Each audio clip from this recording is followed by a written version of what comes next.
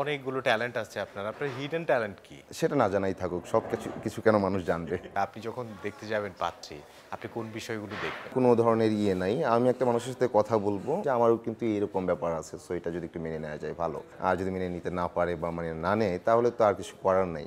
আজকে শ্যুটটা আমি কিছুক্ষণ দেখলাম, যেটাতে মানে আপনার বোনকে দেখতে এসেছে। বাস্তব জীবনে কি এরকম হয়েছে যে কেউ দেখতে এসেছে এবং বিব্রতকর কিছু প্রশ্ন করেছে? আমরা 2 ভাই 3 বোন।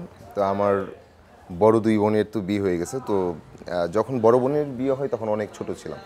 আমার ইমিডিয়েট বড় যিনি, তার বিয়ের সময় আমি ছিলাম। তো তখন না, এমন কিছু হয় নাই যে খুবই অড কোনো প্রশ্ন করা বা যে প্রশ্নে আসলে বিব্রত হওয়ার মতো প্রশ্ন করা। যে চুলটা দেখি একটু হেঁটে দেখাও।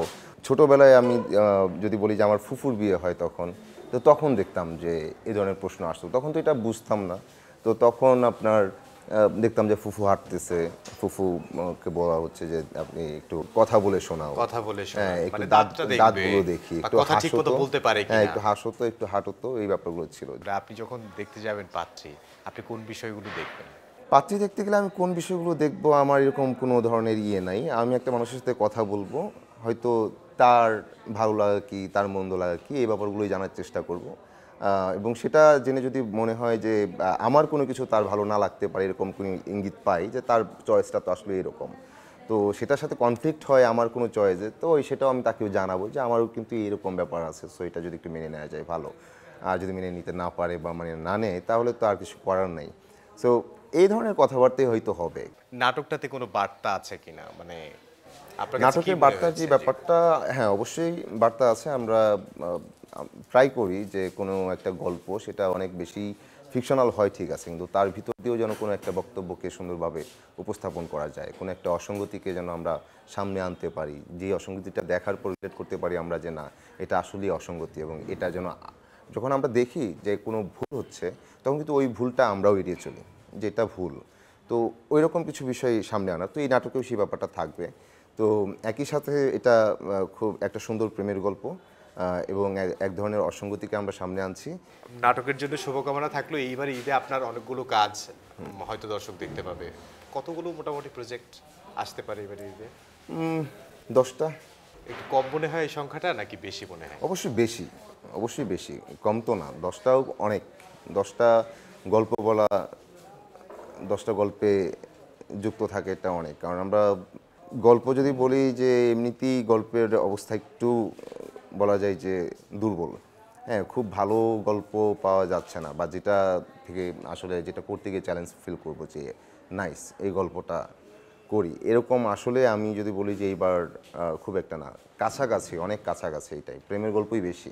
হ্যাঁ, খুব সিরিয়াস গল্প বা খুব সিরিয়াস টপিক নিয়ে গল্প আসলে সেভাবে হচ্ছে না, কারণ এটা আমরা যদি বলি এটা এক ধরনের ইয়ে থেকেই বলতেছি, যে কিঞ্চিত হতাশা থেকেই বলতেছি, যে আমরা যখন কথা বলি দেখা যায় যে আমরা চাই খুব ডিফারেন্ট কাজ হোক, ইয়ে হোক, বাট কাজটা হওয়ার পর আমরা যারা বলি তারাই হয়তো এই কাজটা দেখেন না, যে কারণে ভিউ কমে আসে।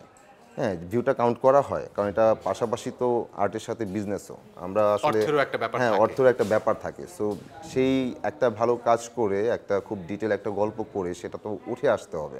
যদি উঠে আসার না যায় তো একজন কেন বারবার লস করবে? হ্যাঁ, একজন প্রডিউসার কেন বারবার লস করবে? তো যখন আমরা বলি যে আমরা খুব ভালো গল্প চাই, ভালো গল্প দেখতে চাই, হ্যাঁ, এখন নাটকের মতোই হবে। নাটকের প্রতি যদি এক্সপেকটেশন থাকে যে একটা সিনেমা দেখে ফেলবো, এটা পসিবল না। এবং আমি যেই ধরনের কাজ করি সেই কাজটার মধ্যে মানে মাঝে আমি ওইটাই দেখি, যে এটা সুন্দর একটা গল্পেও একটা সুন্দর জার্নি আছে, এবং শেষ পর্যন্ত গিয়ে একটা ব্রেকেট আছে আর কি, যে আমি শুরু থেকে শেষ পর্যন্ত দেখার পর ওকে ফাইন, ভালো লাগলো, কারণ এর চাইতে এই নাটককে সিনেমা করা আসলে পসিবল না। আপনি তো ভালো কথা বলেন, অনেকক্ষণ কথা বলছিলেন, আমি মুগ্ধ হয়ে শুনছিলাম। আপনি ভালো লিখেনও। আপনি কি গল্প লিখছেন কিনা? আমি ভাবতে পারি কিন্তু লিখতে পারি না, যে কারণে অভিনেতা আর কি। হ্যাঁ, যে কারণে ভাবতে পারি বা মনে না, হয় আর আমরা তো কি, কবিতা দেখি অনেক তুলনামূলক আমি সময়। যা যা পারি তার মধ্যে তুলনামূলক একটু ভাবতে পারি, এবং অভিনয়টা পারি।